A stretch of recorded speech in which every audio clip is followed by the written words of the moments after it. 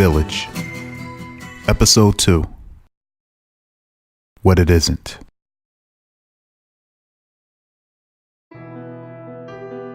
We fade into a dark bedroom. We glide across the carpet and approach the sound of passionate sex. We see Deacon's wife leaning over his pinned body, her voluptuous frame glistening in the dark. She whispers that the only time she ever sees him happy is when he is in her arms. Deacon sits up and pulls her close. He tells her it's because she is his happy place. Suddenly, a smoky, creeping darkness floods the room, drowning them both. This causes Deacon to wake up from his nightmare, opening his eyes to see his smiling wife. The sun shines through the blinds upon both of them. A loud crash is heard bedside. Deacon swiftly leans around and sees Henry on the floor, screaming while being pulled apart by several freaks. We zoom into Deacon's traumatized eyes as Henry's cries wake him from his real sleep, damn near jumping out of his cot, startling Johnny, whom we see practicing his aim with an airsoft pistol lifted from an old book bag from the boys' locker room. While tending to Joe, Johnny has been using time in between for meal prepping, for the settlement, and target practice. Johnny puts the gun down on the cafeteria table just as the brew is done. Johnny brings some coffee to Joe, and with his cramped neck begins to sip it. Joe finds Johnny's coffee absolutely disgusting and always has. Joe finds Johnny's coffee absolutely disgusting and always has. But this time he couldn't spit it out like he traditionally does because of the pain. He's forced to drink it. Earl walks by and heads over to a broken Deacon staring at the ceiling from his nightmare. Earl jokingly asks Deacon if the hot toes and lime noodles was giving him nightmares. He then kneels beside Deacon and says a prayer. Earl prays for guidance and support for his allies in the approaching hunt, as well as answers for Joe's worsening condition. We see Joe laid up as his complexion loses some color. Even his dog Bandit won't approach him and has either been with Harmony or waiting for Johnny to finish moving his pillows. Something was off, and Earl feels it in his spirit. So much so that he's already put the word out in the settlement of setting up a place for worship, especially now that many of the settlers are becoming believers. We cut to Danny holding something that appeared by his bed while he was asleep. A gift. While laid up in his cot, trying to keep his little sister out of trouble with some of the other younger kids running around the school, Johnny and Bull brings Danny shopping bags of snow for his broken face. Bull has been back and forth helping everyone all morning and decides to relax for a bit with Danny and Johnny. The three talk about their hobbies and better days as Bull's sense of humor uplifts Johnny and Danny's spirits. Johnny hints at what's cooking and what could potentially land on today's menu, as Danny and Bull like the sound of what he's saying, as well as the smell. Danny's stomach begins to growl. Bull looks forward to Danny's meal. The three grow a bit closer. Assisted by Bull, Danny gets up and walks around the settlement looking for something to contribute to and not be a burden. He starts by following up with Harmony on their plans to finish and improve the fences.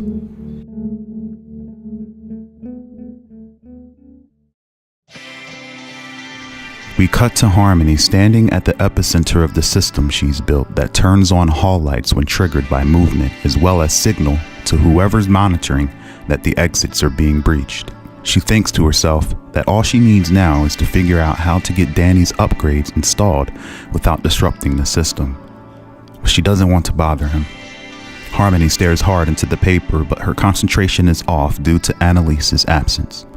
So she decides to take a break and goes to tanker on her motorcycle that one of the other settlers, perhaps bigger than Bull, hoisted on their back for her. She's made some pretty ridiculous, unconventional upgrades to it that would make Titus Zevlin proud. A coping mechanism and a source of nostalgia. When Nam is fixing up her sick bike, it reminds her of her days of rebellion. Harmony runs her hands across the grooves of a lever that launches razor-sharp shrapnel meant for blowing tires of pursuers.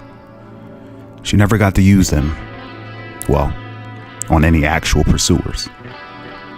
Danny approaches, stumbling a bit as he is starting to overexert himself.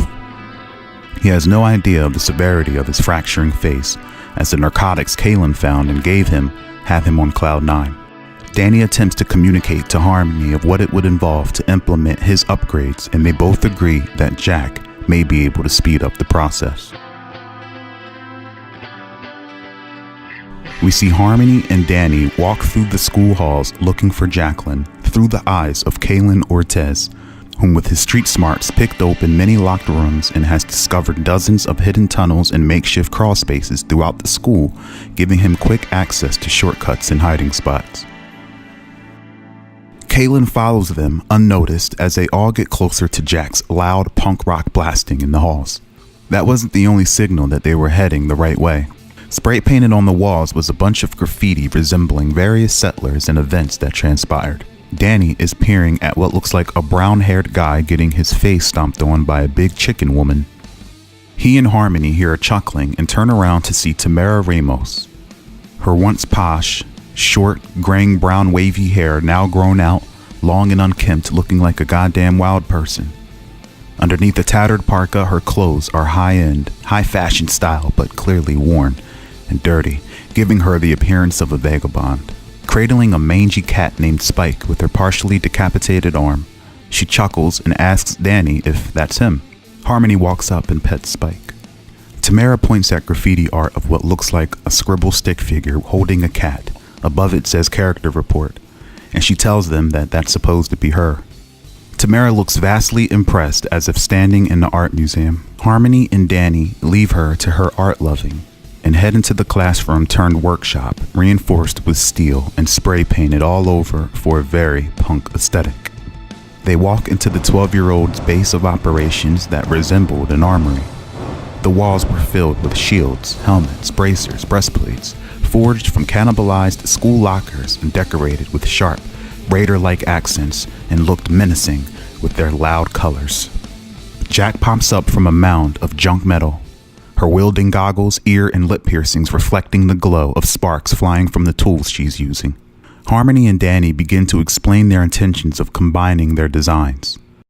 Jack and the three head back to the operations room to figure it all out.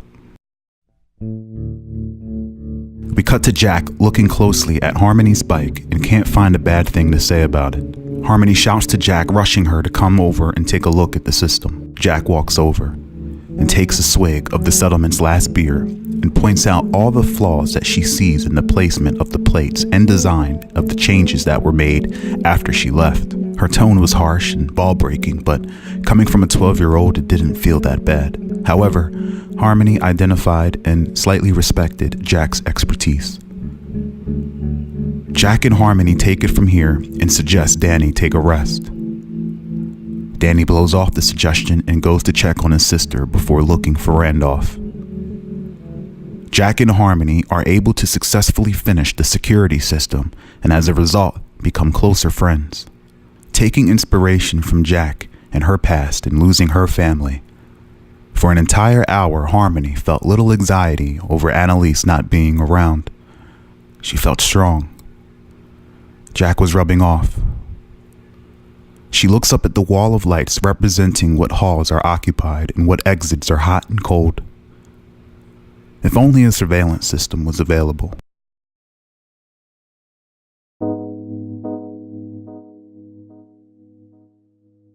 We cut to a dark computer room. We see Randy's glossy eyes reflecting the computer monitors, his shaggy white hair laying over his head. The room was hot. Randy was picking up where he and Danny left off. The assemblance of an impromptu computer using what scraps of machinery he was able to obtain and take notation of all the resources they gathered in addition to those we consumed. organized. It was built out of scattered bits of machinery taken from TVs, radios, microwaves, old computers, car parts, and a pacemaker Deacon Myers ripped out of a freak's chest. In a manifestation of Randolph's psychosis, the impromptu computer bears more of a passing resemblance to an icon of the Virgin Mary, and Randolph begins to mutter prayers to it whenever he is typing. Which triggers something to fall off the table by the room door. But Randy pays it no mind. The first function Randy ran on the device was the game Doom, so it could certainly handle some basic spreadsheets. Randy has begun chronicling every supernatural incident that has occurred to his people, down to the precise date, hour, and the cost it imposed on his settlement. He adds the strange behavior from Joe that people have been noticing, as well as the odd sounds from the third floor. Suddenly, Randy's room door cracks open, and from the darkness, a pale, grotesque, and bestial visage peers into the room and steps inside like an unwelcomed guest, restless in the night. Randy looks around and reaches for his junk spear until he realizes it's just Danny, his face more swollen than usual. Randy's heart rate stabilizes. He welcomes Danny in and shows Danny the disk of the software Mathematica that he's been scouring the entire school for. Software that was worth getting his lips bitten off for. It just appeared on his desk hours ago, even with the door being locked. Randy needed it to create a mathematical model of their settlement, so to better predict their survival and place a number on their longevity. A scary piece of information, but necessary information to have. Randolph has been around since the early days of computers. His father worked for IBM back in the 70s, and Randolph had full access to his library, and as a result, has figured out how to integrate tech from numerous eras. Only Danny knows about Randolph's mathematic model, because Randy doesn't want the others to fathom the idea of a limited lifespan. Danny and Randy discuss tech, when suddenly, Danny passes out from his wounds. We cut to Raven by her cot, preparing to depart with the group. She gathers her halberd, body protection courtesy of Jack, and bottled water. She turns and walks away when she hears something land on her cot. She turns around and sees something that she's been wanting laying before her, as if placed as a gift. She looks around and sees no one, and then leaves. We cut to Tao Yang standing out front of the school, listening to the night fall over the forest. Tao looks focused and vigilant while waiting for the rest of the group. It took a while for the group to come to a conclusion, but finally came to one. Perhaps it was time for a new leader, he thought. Their investigation of the mysterious thing Joe saw led them to wanting to search the perimeter of the school a bit further. Not to mention there was a smaller building further out that Gordon saw through his scope that they wanted to check. Both Tao and Earl sensed a spiritual presence in the direction Joe mentioned and felt that ignoring it could be detrimental. We cut to Raven by her cot, preparing to depart with the group. She gathers her halberd, body protection, and bottled water. Raven approaches Tao from the shadows, her silver eyes piercing through the dark. In a few well-placed words, Raven asks Tao what he is sensing out there in the world. Tao starts to give her a brief history of the era of death and how the prophecy is being fulfilled. Raven respectfully asks him to be thorough as possible, as she had a knack for remembering the finest details. Tao instead explains that he senses the darkness from the woods and suggests that Raven try to remain mentally fortuitous. Ryan Quinn approaches in his light insulated clothing, protective vest, and knife gripped on waist. Earl Birmingham arrives with Joe Mason. Raven and Ryan look puzzled at Joe's tagging along. Earl explains that he tried to talk Joe out of it, but Joe musters up some words uncomfortably and explains that he wants answers, so he's coming, and that's that. Tao backs him up. Deacon arrives in his worn black soldier gear, gripping his hand axe. He shares with everyone his experience with freaks, tactical insight, and encourages teamwork and communication. His direction and leadership better prepares everyone. They learn from Deacon that nightfall is better for avoiding freaks due to their poor tunnel vision. Deacon even discovers and points out the tracks left by whatever it was. They were dug up and looked deep-rooted. They definitely were animal tracks, that's for sure. Tao turns to his friends and tells them to stay on guard. Deacon and Tao lead the group into the forest. An hour goes by and we cut to the party searching the forest on the trail of spiritual darkness, guided by Tao and Earl. Ryan walks on the outside perimeter of Joe and Earl, who are directly behind Deacon and Tao. Ryan stops and signals to Raven, who tells everyone to stop and silence themselves. Raven pole vaults herself up onto a half-collapsed tree using her halberd for a better view. She doesn't see anything, and performs an old military tactic by bird whistling, causing a stir in wildlife, the birds in particular. Raven reads this and determines a potential threat to the south, and sure enough, she sees two freaks sprinting toward the group and more rustling bushes all over. A larger, burly freak in a hard hat rushes toward Ryan Quinn, who jabs his knife into its throat as it picks him up while running. Ryan twists and brings the knife across the throat, slowing it down. Tao Yang skillfully swings his staff into its leg, sending it falling as Ryan Quinn takes advantage and fully takes its head off and falls to the ground with it. Tao Yang takes on a freak swiftly with perfectly aimed strikes of his staff, followed by blunt force toward their heads. Raven leaps down, attacking two at once, swinging her halberd around wildly. The halberd wasn't properly weighted, nor was it a weapon that she used in her days as a soldier. Raven uses the momentum of her giant swinging breasts to shift and offset her balance as she strikes multiple enemies. Deacon has a sudden vision of leading a group of irritating, shining light recruits, asking when Deacon, their fearless leader, is going to let his will to protect get himself killed. Whenever that day comes that Deacon dies from protecting someone is a date that he doesn't dread. Deacon snaps out of it and runs to Ryan and Tao's aid, keeping the freaks at bay and away from Joe and Earl. Joe spots and points out the small building that they were looking for, and the party heads in that direction. As they run to it, Deacon shouts that it's a small maintenance outpost and is likely locked. Earl shouts out to him to have faith. Not only was it unlocked, but the door was already ajar. Deacon pulls it open and the party enters the small building and hides from the passing horde of rambunctious freaks now fighting each other in the middle of the woods.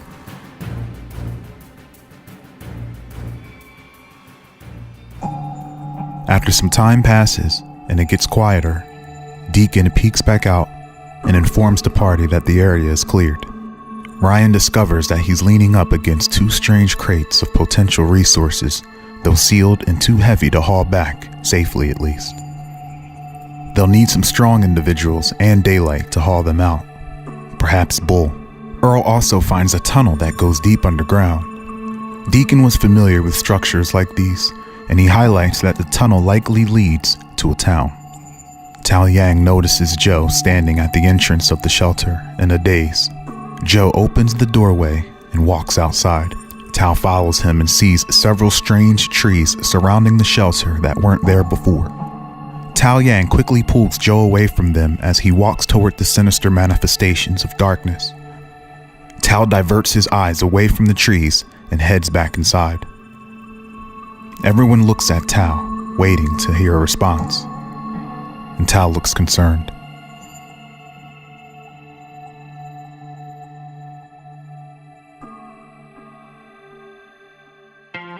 We cut back to the school where we see Danny slowly gaining consciousness. Beside him, he sees his beloved sister Ariana. He sees Harmony, Bull, and Johnny all eating a spectacular meal made of the assortment of foods Johnny prepared using what was found around the settlement. We see one of the new members, Dr. Wainwright, explaining to Annalise his background as a medical professional, trying to gain some trust in the group. 4 years med school, 2 years residency, 10 as a practicing physician, 5 years explorative research in his self-conceived field of bioregenetics. Dr. Wainwright was abnormally fit for his age, empowered by several of his own experimental drugs. He demonstrates the agility and strength of a professional athlete even at the age of 40. Annalise learns to trust him after he saves Danny. Dr. Wainwright limps back over to a dazed Danny and tells him Dr. Wainwright limps back over to a dazed Danny and tells him that his condition was life-threatening and that he had several blood clots and his brain wasn't getting enough oxygen, but should be good now after some rest. Even the swelling went down. Dr. Wainwright tells Danny's little sister to make sure Danny takes it easy at his Pilates classes and that he should eat less red meats. Everyone begins laughing, and Bull even adds his 2 cents, causing even more laughter. Dr. Wainwright's face gets serious, and he asks the group if they actually know what's out there. The settlement encountered some strange things in the past months, but nothing like what the doctor outlines. He tells them about the inexplicable phenomenon that decimated his troop days ago, and that it's still out there somewhere. His information frightens some of the settlers, and so the doctor stops talking about it. He tells Annalise that the group needs to talk about better defenses or moving far away from this area, perhaps even out of this state. Annalise thinks to herself that if what he's saying is true, then he's right. They do need to come up with a plan, but plans have been coming up slowly with no leader. Dr. Wainwright walks away, and when clear from sight, takes a dose of cellular regeneration meds that he's heavily addicted to. Harmony, a little spooked by Dr. Wainwright's revelation, asks Annalise if she could spend some time training in some of her defensive combat maneuvers. Johnny and Bull also wish to tag along. The group goes off and trains with Annalise for a few hours. They all grow closer and start to form a bond. We cut to Tamara Ramos on the roof of the school holding her cat, Spike, and looking out for the search party. She enjoyed the peace and quiet of the forest. As a child, she grew up enjoying life in the outdoors, camping and such with her parents. Being outdoors with nature seemed to quiet the voices in her head and was always a therapeutic experience. Both her parents were scientists with PhDs who kept her mental illness a secret in order to stay within the bubble community that she was raised in, causing her to constantly hide her disability. This led to a lot of anxieties and always feeling like she should hide herself and her secrets. Fast forward to the death era, Tamara has wandered aimlessly for what seemed to be weeks of solitude with Spike, eating birds and small rodents that mostly Spike captured for her. Tamara was exhilarated to find the settlement. She showed up freezing and dehydrated, passing out before being dragged in from the wilderness by Bull. Tamara was a schizophrenic, and one day a bout of it led her to sawing off her own forearm, but the settlement still accepted her for who she was. Hell, Jack has been trying to convince Tamara to let her put a chainsaw on her nub ever since she joined the settlement. Tamara hears a noise coming from the wooded area to the south and rushes over to see what it is. Peeking over the school roof, an ominous creeping fog seeps from the woods heading towards the school and covers the entire side of it as Tamara sees a figure in it but can't make out what it is. We cut to Harmony and company, all resting, when suddenly the light, symbolizing the south exit of the school, starts blinking hot. Something is trying to get in.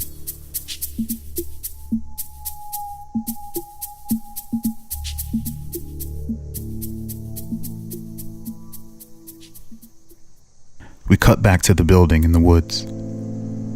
Tao faces the group with the door shut behind him. Tao explains that these are simply forest spirits and aren't terribly dangerous unless they lock in on a person with a troubled heart, driving them to insanity and or suicide. Everyone looks at Joe. Joe sees everyone staring at him and waves back at all of them tiredly. Tao continues. They feed off of negative energy, and there's a bounty of negative energy during these times. When they lock in on their victim, they don't let go until either they kill someone or kill themselves, to which the trees will devour their spirit upon death. Deacon tells Tao that he can go and chop them down. Tao explains that it would do nothing. They are evil spirits that just inhabit the trees. Tao instructs the party that they can leave, but absolutely must not look at the trees themselves. The trees can break and bend our muscles to the point of death if they wanted to, and looking at them is perceived as disrespect. Deacon points out that this can be an issue in the dark with freaks about. Earl stands up and tells them all that the Almighty will guide them. We cut to their group trudging through the woods in a hurry, back to the school looking down. Earl leads them back as Deacon and Raven skillfully take out any attackers. Just as they reach the school, they realize Joe is missing and begin calling out his name without looking due to being surrounded by the demon trees. Ryan bravely looks up, not caring about the trees, and spots Joe shambling aimlessly in pain. Ryan retrieves Joe, and they continue onto the school. Deacon immediately notices the mist approaching from around the school and hopes it isn't what he thinks it is. They arrive at the back door of the school and wait for someone to let them in. A few freaks begin approaching from various directions, and the mist comes creeping around the corner. Annalise opens the door up for them and they all huddle in. Annalise kicks an oncoming freak in the stomach and whacks it over the head with her junk weapon. Deacon evades a freak lunging at him and brings his hand axe up vertically, up its chest, ripping into its head from chin up, then shuts the door behind everyone. They all walk in and see many of the settlers standing in the hallway, looking at the front exit doors rattling and shaking from what's trying to get in. A little bit of mist can be seen seeping from under the door. Tao steps forward with a pouch of herbs and begins sprinkling it on the floor in front of them. He turns and looks at the party and says, "That isn't a tree spirit."